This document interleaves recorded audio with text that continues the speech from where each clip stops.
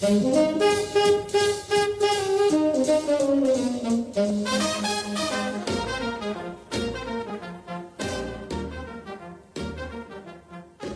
podcast is an invitation to feel and experience the souls of famous old Hollywood homes and to have an in-depth journey to the areas where they're located through interviews with longtime residents. Either you're a fan of old Hollywood in Los Angeles, planning to have a vacation, or, an even bigger step, considering a certain area for your future home. This is your opportunity to receive valuable information and insightful advice you won't find anywhere else. Hello, and welcome to my podcast. Are you in the mood for California? Today, we'll hear a personal journey through Los Angeles and the storied grounds of Hollywood Forever Cemetery, as Karie Bible will share her unique connection to the city and the legends who rest there. If you live in Los Angeles, that you work in the business, you probably lay out by the pool with a martini in your hand. You have this very luxurious life. They get kind of a certain image in your head, their heads. Mm-hmm. Really not very accurate. Okay. No, or people think that we're kind of all Ken and Barbies. And it's like, no, LA, there's a lot of culture here. There's diversity. There's a lot more to LA than meets the eye. Mm-hmm. So, because this is an amazing city. And I think sometimes maybe due to certain factors, it just gets a bad rap, but I think LA is really an extraordinary place.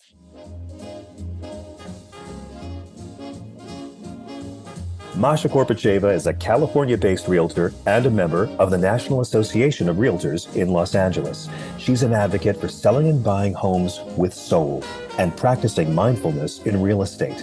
With master's degrees in spiritual psychology and linguistics, Masha brings all of her skills to work with her clients. An intuit and empath, she has touched many lives with her outstanding ability to see beyond the visible and helping to come to better understanding of issues and their resolutions.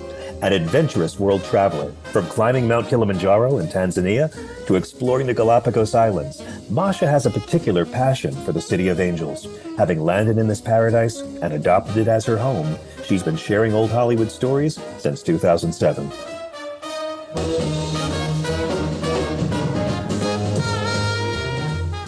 In the mood for California, feel the soul of old Hollywood.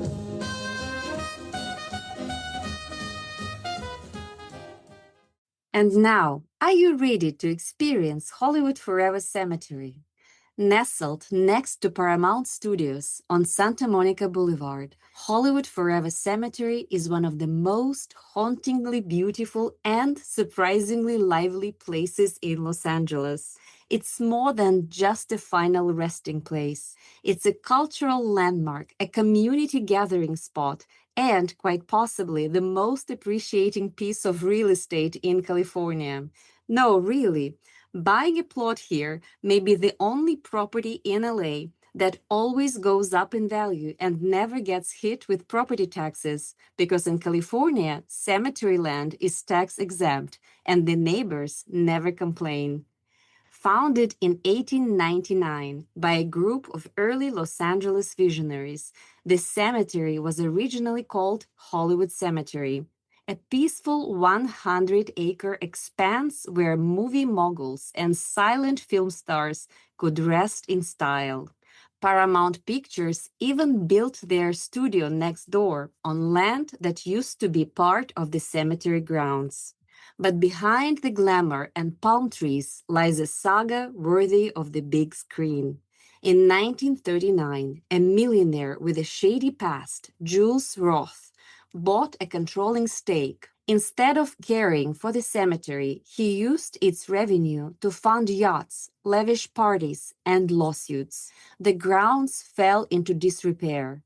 Roofs leaked, crypts cracked, and heartbroken families filed complaints.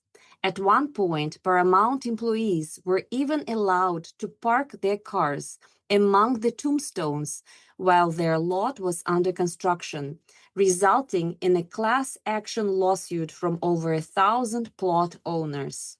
One of the cemetery's most painful chapters involved actress Hattie McDaniel.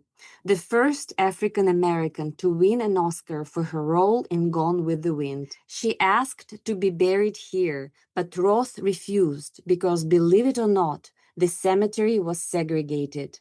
It wasn't until 1999 that she was finally honored with a cenotaph in a place of prominence overlooking Sylvan Lake. Things got worse.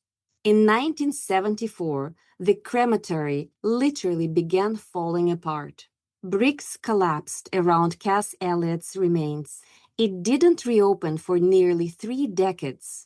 After the 1994 Northridge earthquake, Roth couldn't afford repairs, and the place was barely functional. The cemetery license was revoked. The trust fund mysteriously drained by $9 million, and Roth died in 1998, broke and disgraced. But just like in Hollywood itself, a reinvention was on the horizon. Later that year, two young entrepreneurs, Brent and Tyler Cassidy, purchased the cemetery at a bankruptcy auction for $375,000, less than the price of a studio apartment in Silver Lake. They renamed it Hollywood Forever, restored its historic beauty, and reimagined it as a place of remembrance and celebration. And that's exactly what it became. Every summer, thousands gather here for Cinespia, a beloved tradition where classic films are screened on the Cathedral Mausoleum's white marble wall. People picnic among the tombs of legends like Douglas Fairbanks, Rudolph Valentino, Judy Garland, and Chris Cornell. There are Day of the Dead celebrations, concerts in the old Masonic Lodge, and even weddings, yes, weddings, held among the crypts. Today, Hollywood Forever is both a time capsule and a love letter to the city of dreams. A place where you can watch Casablanca under the stars, pay your respects to Johnny Ramone or Cecil B. DeMille, or simply walk the grounds and feel the pulse of Los Angeles history beneath your feet. And if you're looking for a forever home that won't depreciate, a burial plot here might just be the best investment in town. No earthquakes, no HOA fees, no property taxes, just eternal views and excellent company. And here we are. Welcome to Los Angeles. I'm so thrilled to have Karie Bible here with me. Born on Halloween night with two different colored eyes and the last name Bible, Karie always stood out. Raised in suburban Fort Worth, Texas, she knew early on she was destined for something different, and classic Hollywood films lit the path. Karie made the move to Los Angeles in 2000 and have worked behind the scenes at HBO, Miramax, and for an agent, eventually finding a long-term home at a box office reporting firm since 2009. Karie's love of film history runs deep. In 2002, she launched monthly tours at Hollywood Forever Cemetery, where she shares stories, debunks myths, and helps people see classic stars in a new light. That same year, she founded FilmRadar, an e-newsletter dedicated to repertory and revival cinema in LA, now carried on by a friend.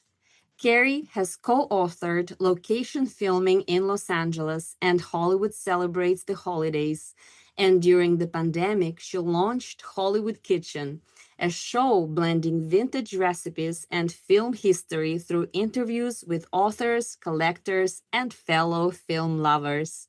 Karie lives in a mid-century modern apartment, wears and collects vintage clothing, and enjoys gardening, axe throwing, travel, and making Jell-O. Please check out her website at www.hollywoodkitchenshow.com. And today we are going to journey through Los Angeles and Hollywood Forever Cemetery as Karie will be sharing her soulful connection to the city and its legendary past. Hello, Karie. Hi, how are you? I'm wonderful. How are you? Good. It's a pleasure to be here with you. Well, I'm completely thrilled to have you as my guest today, and I've been waiting to have a conversation with you for quite some time. So thank you so much for finding the time. Of course, my pleasure. So, Karie, if you had to describe the soul of Los Angeles, what would you say? How has the city shaped you, and what does it mean to you personally? Oh gosh, that's a very loaded question. Los Angeles is more than meets the eye. It's sort of like the movie facades on the studio lots where people think it's one thing on the outside and it's another thing on the inside. Because sometimes when I travel to places, either back home in Georgia where my family is or anywhere really around the world, people think if you live in Los Angeles that you work in the business, you probably lay out by the pool with a martini in your hand, you have this very luxurious life. They get kind of a certain image in your head, their heads, really not very accurate. Okay. No, or people think that we're kind of all Ken and Barbies. And it's like, no, I mean, LA, there's a lot of culture here. There's diversity. There's a lot more to LA than meets the eye. So, because this is an amazing city. And I think sometimes maybe due to certain factors, it just gets a bad rap, but I think LA is really an extraordinary place. I've lived here 25 years, which I can't believe I've survived that long. I'd say it shaped me because I came out here when I was a little girl. I dreamed of being here. I told my parents I wanted to run away and come to Hollywood when I was like 6. God. So I meant it. I absolutely meant it. And by the time I got out here, I was 26. So 20 years later, but I came out here with like $200 and everything I owned and a beat up Dodge. I had like nothing. I had no money, very little possessions. I didn't have any friends. I didn't really know very many people. And I feel like I kind of tried to create a whole life for myself, a work life, a personal life, a community. And I've kind of managed to build all that from the ground up. And I've learned some extremely hard lessons along the way, but I've had some of the highest highs and the lowest lows of my life play out in the City of Angels here. So it's been a tough time, but it's also been a great time. And I love this city. I love its history. I have so many wonderful friends here. And I don't know, I feel like LA really is my home because like a lot of us during the pandemic and during difficult times I've kind of looked out the window and gone, God, where else could I go live? And I've thought about it, but every time I leave town, I think, I feel happy when I'm back in LA usually. I just see the Hollywood sign and the palm trees. And I just think, you know what? I love other cities, but darn it, this is home. Oh, that's beautiful. And even at 6 years old, you already knew you wanted to be here. So Good. how did it even occur to you? Like, what inspired you? When I was little, I was born and raised originally out in between Dallas and Fort Worth, Texas. And even as a little girl, I had this feeling I did not belong. I definitely would have been a lot happier had I not been so self-aware, but I was. And I remember thinking, I don't like this place. I don't belong. But my family loved it and they all thought it was great. So as a little kid, you don't have control over your life. And I saw Bela Lugosi in Dracula on TV when I was like 6. And I remember pointing at the TV and being like, that's what I want. And I didn't know what that fully meant, of course, at the time. But I remember thinking, I want this. I want old movies. I want Hollywood. And every Sunday they'd have the horror movie matinee. So if I didn't fight with my brother that week, I would get to watch it, every Sunday. And that's how I saw Frankenstein, Dracula, the Wolfman, the Mummy. And that's how I fell in love with movies. And I remember just going, I have to be there. And one time in my Girl Scout troop, we were at a slumber party and we were watching the Muppets Go to Hollywood. And I'll never forget sitting in the back of the room with tears pouring down my face because I remember thinking, I want to be there with Kermit and Miss Piggy. I want to be in Hollywood. And I just knew pretty early on. So, yeah. Oh my God, I'm just getting chills as I'm listening to your story because it's incredible that, I guess there is always something inside of us, something very, very deep that we cannot always explain, that pulls you to a certain place where we know we just have to be no matter what. And it feels Yeah. that this is what Hollywood was and still is for you. It is. And, it's funny. I always thought, oh, God, I wish I could have been born and raised there. Maybe my life would have been different. But then I'm like, no, because I probably would have wanted something else. Like this one very good friend of mine, her daughter from a little age, from when she was a little girl, she's like, I want to be a New Yorker. But you're born and raised in LA. Sure enough, she knew from an early age, and she went to NYU, graduated, lives in New York, is a diehard New Yorker. So I think sometimes you're born where you're supposed to be or whatever. And then other times you kind of have to find your place, or that what that place is going to be. You just have to get there. Yes. So had I been born and raised in LA, I probably wouldn't have the love or appreciation for it, maybe, that I have, as an outsider who grew up elsewhere dreaming of it. Well, that's a good lesson, that you should always listen to your heart. Yeah, I think so. So, Karie, you have some quite interesting facts about you. Like, for example, you were born on Halloween night. True. You have heterochromia. Yes. Yeah. Which are different colored eyes. And then your last name is Bible. Well, how do you think your unique beginning shaped your path towards classic Hollywood and cemetery tours? I've just never been like the other people. Like, in my kindergarten, we'd have these things like circle the thing that's not like the other. And there's like a beach ball and a fish and like a boat. And then there's something like a plate of lasagna, or you know what I mean? Something that obviously is not go with the other things. I felt like my whole life I was kind of that thing. I was like, circle the thing that's not like everything else. I was that thing that wasn't like everyone else. I was born kind of different. So I'm very lucky in that my mom and dad are very loving people and very supportive. So they would be like, okay, you're different. That's okay. Be that. And Very so good parents. I'm very fortunate because, when I was a little girl, it was not normal to be obsessed with Frankenstein, Dracula, all this stuff. And I'm pretty sure I didn't like Barbie. I didn't like baby dolls. There's a lot of stuff normal little girls like. I had no interest in. And I'm sure my parents were probably looking at each other like, oh my gosh, what's wrong with our kid? But they never treated me like that. Mm-hmm. They were like, okay, we don't totally understand this, but you know what?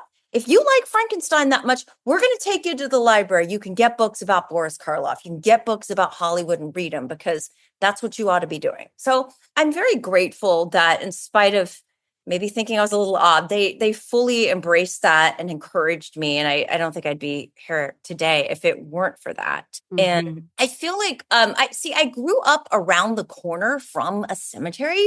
And for me, it wasn't weird. Like when I first started doing the tour a long time ago, sometimes people would think, oh, isn't that weird or creepy? And I would always say, I really don't understand when people say that, because I grew up around the corner my whole childhood until I left home from a cemetery. Mm-hmm. Every single day, it was on my way to school. It was on my way home from school. My brother and I used to ride bikes in it. So being around one wasn't this strange, unusual thing. It was a normal thing.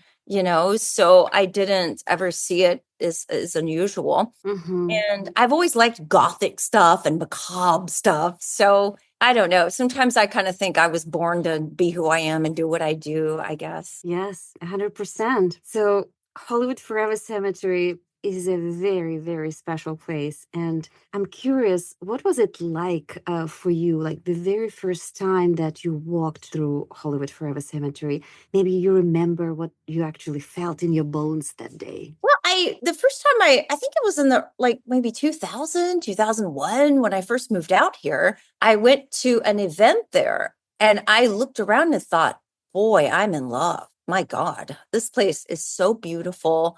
It's so picturesque. It's kind of gothic in a very glamorous Hollywood way. If it's possible to fall in love with a cemetery, I fell in love with the cemetery. And I started thinking, gosh, I wonder if they have a tour guide. And I asked around, they didn't have one. And then it kind of hit me, one of those light bulb going off your head moments, light bulb going over your head.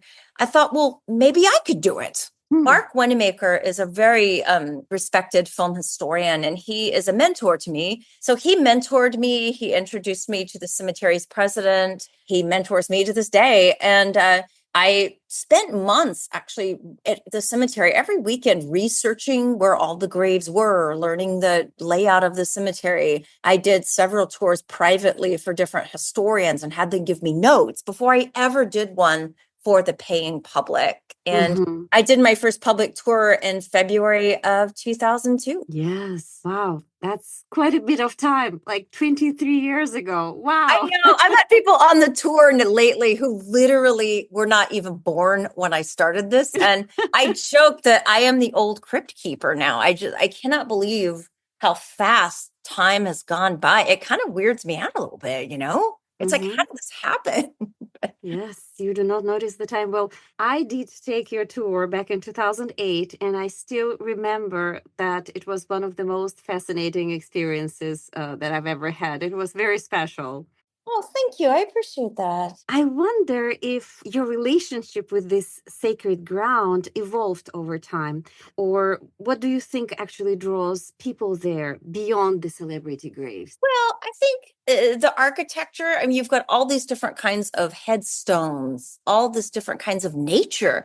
I had one guy take my tour and he was really into bird watching. And the friend of mine that booked him to take the tour, he warned me, he goes, look, this guy's probably going to be way more into bird watching than into your tour, just so you know, but he's visiting from out of town. And I was like, okay, no problem.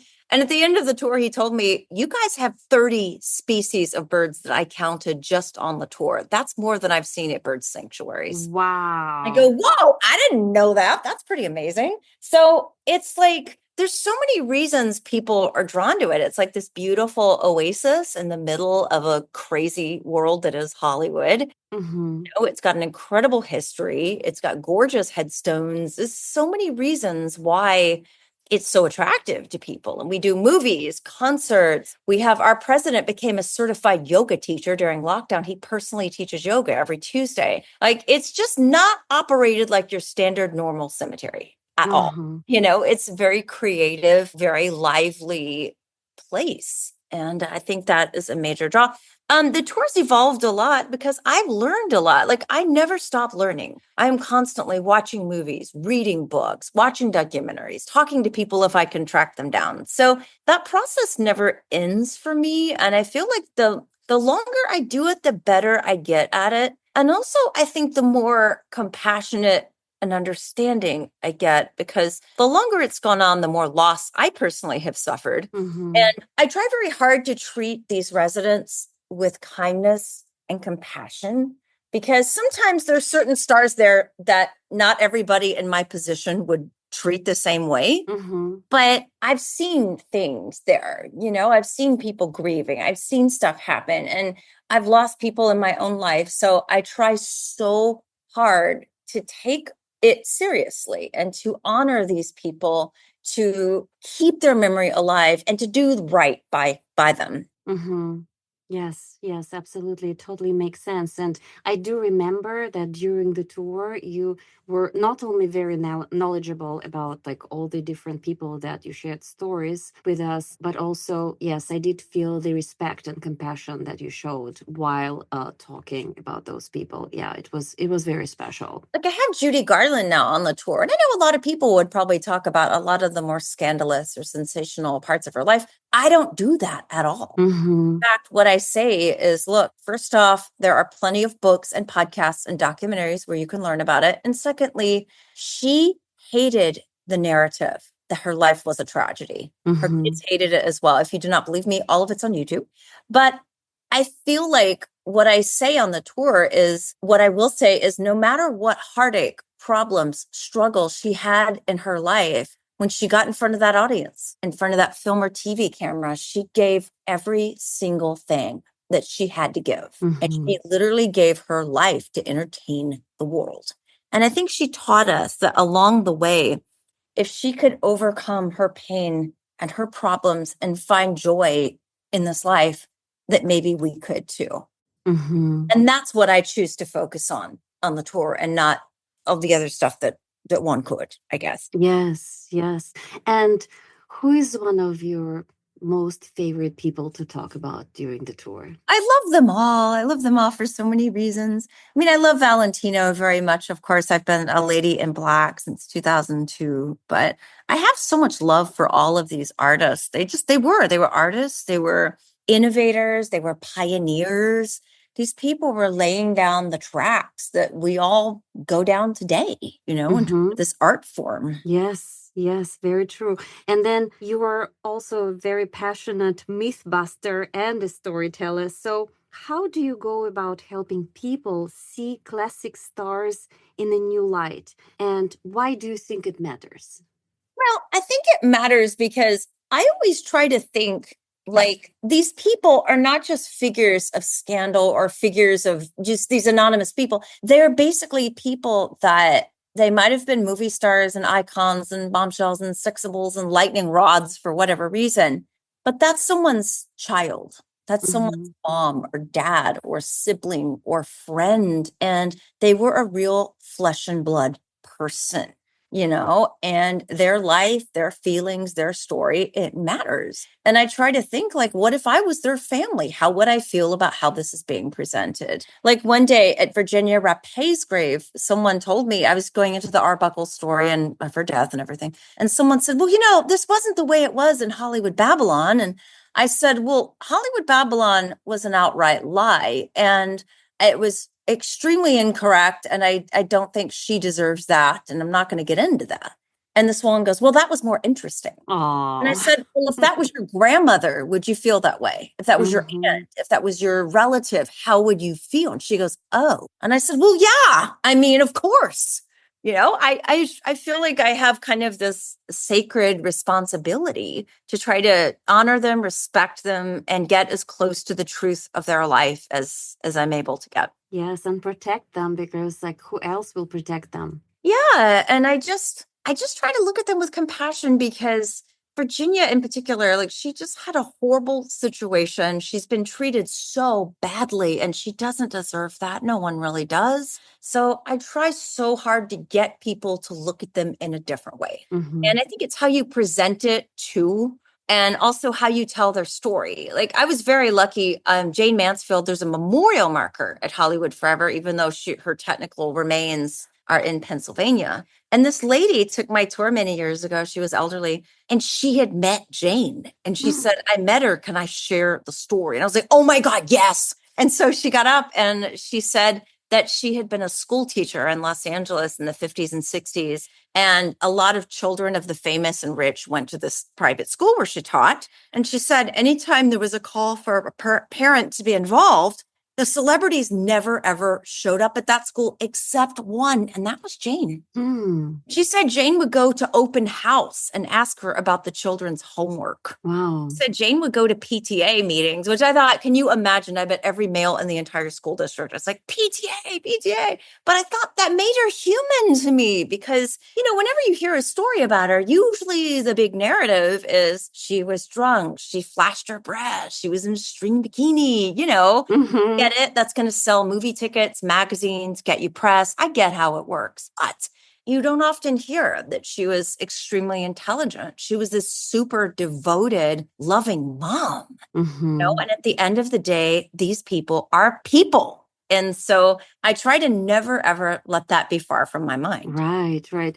I'm curious what you think about Jenkins Griffith, because I remember still from that tour back in 2008 that you pointed out to his obelisk and you said, well, during the Northridge earthquake, the obelisk was a little bit moved, but that was it. So if I remember it correctly. I used to assume that probably was what shifted it. But what's interesting? A guy took my tour a while back and he was like a civic engineer for the city of Los Angeles or something like that. And when I said that, he said, I think there's another reason that's the case. I said, oh, really? Because I'm totally willing to admit if I'm wrong about something. And he said, yeah. And he explained to me, he said, well, there's a lot of gases and oil and stuff kind of bubbling up under the earth in parts of the city. And it causes the ground to shift. And he said, I think the reason the obelisk is like that is because the ground around here is shifting a bit. And there are other graves in that section that are a little crooked or sinking or a little off. So that theory makes sense as well, you know? And Griffith was a mining expert, so, he would know quite a bit about that probably. Yeah, his story is certainly very, very interesting. Very interesting, for sure. Well, another interesting project that you do besides cemetery tours, you are involved in this incredible Hollywood kitchen project that I've heard so much about. And there is something very poetic about reviving old film recipes. What do you think food reveals about the stars we thought we knew? Another great question. I think that, when I first started doing these, I had collected celebrity recipes for quite some time. And I'd been meaning to do something with them. And then, like everybody else in the world, the pandemic hit. And I thought, oh gosh, what do I do now? And I thought, maybe I'll just put that recipe idea on hold. I was going to do something with it, but I'll just shelve it. And then I thought, or I do need a project. And maybe I could just do it over Zoom and just do it that way and, see what happens. And so that's what I decided to do. And a lot of people would write me in the beginning and say, they didn't make that, it's pure publicity. And I fully acknowledge a lot of it probably is. I'm not going to lie. But there are some who did cook. Marlene Dietrich's grandson told me about her making homemade donuts for them at Christmas. Joan Crawford's grandson told me about her making things. I've talked to several people that are experts on Vincent Price, and I've met his daughter. And oh my God, Vincent Price wrote 3 cookbooks and lived for cooking. So I think that learning about their food, it's a good way to it's a lens through which to look at them as human beings. And even if they didn't make the recipes. And food also it tells you about maybe a culture. For example, a lot of Hungarians came into Hollywood, and Hollywood's always been what I call a glorious melting pot of talent from all over the world. And during lockdown, I did an episode about Vilma Benki's Hungarian goulash. And I got biographer Alan K. Rody. He's a friend of mine, and he wrote the biography on Michael Curtiz, who was also Hungarian. So I thought, I'm going to do a Hungarian and Hollywood episode centered around Michael Curtiz. And researching it, I was amazed how many people from Hungary came to Hollywood and how many of them made significant artistic contributions. I mean, Michael Curtiz was Hungarian. He directed Yankee Doodle Dandy, which is like the most American movie ever. He directed Casablanca, like just the sheer amount of work he contributed on his own. Bela Lugosi was Hungarian. I found out one of I think it was his wife's sister, had a Hungarian restaurant in Hollywood he used to go to. So there's a lot of influence, and the food is part of that culture and part of that influence that they've brought to our city. Wow. Because you've got people from all over the world coming here. They bring their artistic sensibilities, of course. They bring their food. They bring a lot of cultural things to us. So the food is a way to kind of look at maybe their lifestyle, how they lived, what they enjoyed, where they were from. There's so many things about it that kind of reveal a little bit about who you are. Yes, for sure. 100%. Yes. And there's some recipes you'll look at and go, oh, that makes total sense if you know that star. Like, even if they didn't eat it, just thinking about them and that particular food, it makes sense. Yes. It's been a really fun way to examine their lives. And I can't believe how fortunate I've been. I've had a great number of children or grandchildren agree to sit down with me. And every time I do these, I always have several conversations before we ever do the episode. Because again, I know I make specific, like, creative choices that maybe certain people wouldn't make in my shoes, but I'm not out to exploit people. I'm not out to get the dirt, as it were. Like, I have these conversations, and I always say, if there's any topic that is sensitive, that is uncomfortable, that you do not want to discuss, tell me now, and it is off the table. And I've kind of been surprised by how many people have said, oh God, I really can't talk about blank. Please don't ask me about blank. And I always respect it, because I'm not Barbara Walters. I'm not trying to get them to break down crying. I'm not trying to make them mad. I just want to celebrate their relative, what they achieved creatively, what they have left behind. And the life they lived. And that's where my interest is. You know?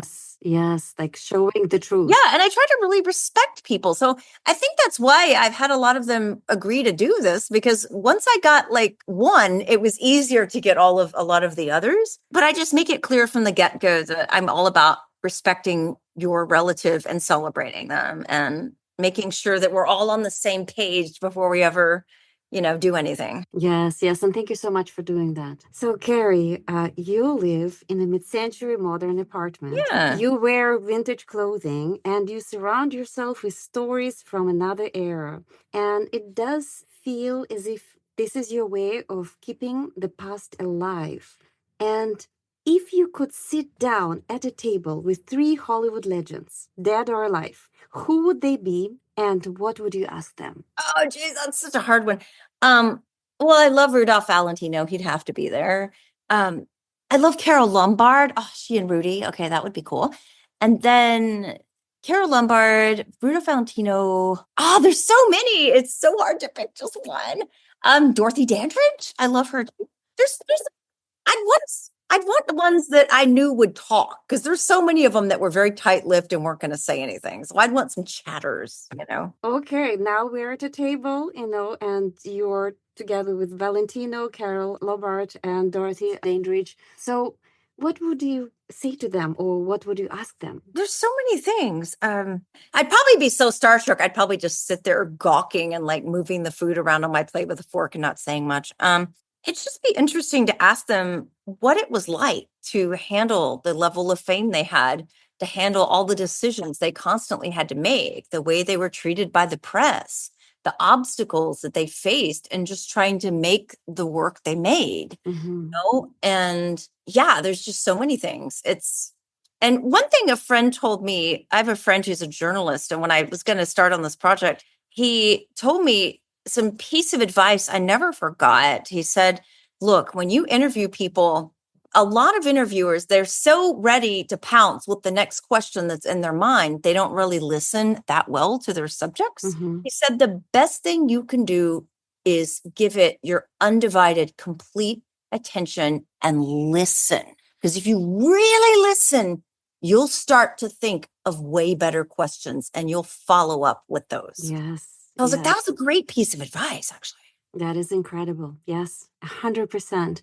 And I think if they were to respond to your question, because I totally agree that the burden of being a celebrity, the burden of fame is really unimaginable. And in their own way, they just followed their heart and they couldn't do it any other way. And I think I just know how to thought of, sometimes I think things or make decisions and I'm not always conscious about why I do. Yeah. But it just occurred to me, the 3 reasons why all of those people would be fascinating, those 3 I named, in addition to being great talents, Valentino was an immigrant. He came to America as a 18-year-old boy from Italy. So he had all of that to deal with in terms of the way he was treated, trying to make it in Hollywood, etc. Carol Lombard was in a horrific car accident that left a huge scar on her face and had to have surgery for it.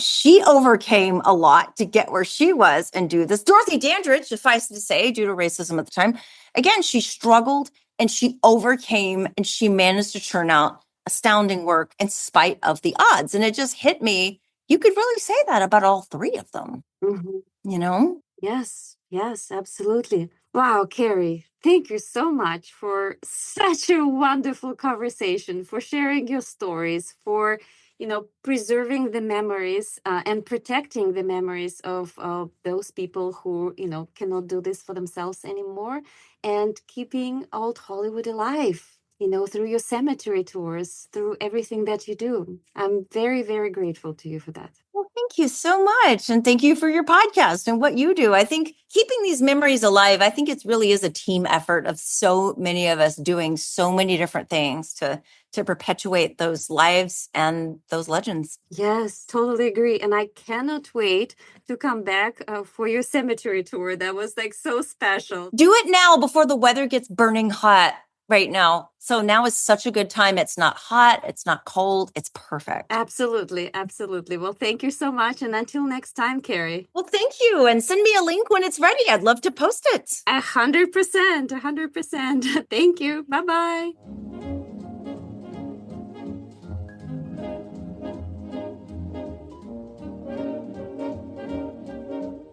Thank you very much for tuning in to feel and experience Los Angeles and Hollywood Forever Cemetery with my special guest, Karie Bible. If you enjoy my podcast, In the Mood for California, please sign up for future episodes at your preferred platform and please leave your feedback. I really appreciate your time and support. You can follow me on Instagram at In the Mood for California and check out my website, www.inthemoodforcalifornia.com. Selling and buying homes with soul is not just my real estate strategy. It's an intuitive and holistic approach that embraces your values, aspirations, and conscious intentions. If you want to discover the power of mindfulness in your real estate journey with my compassionate guidance, I'm here for you.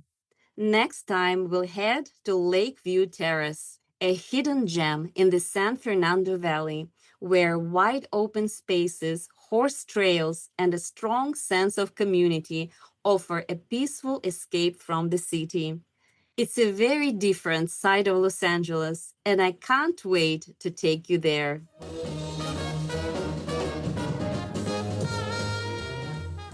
In the Mood for California. Feel the soul of Old Hollywood.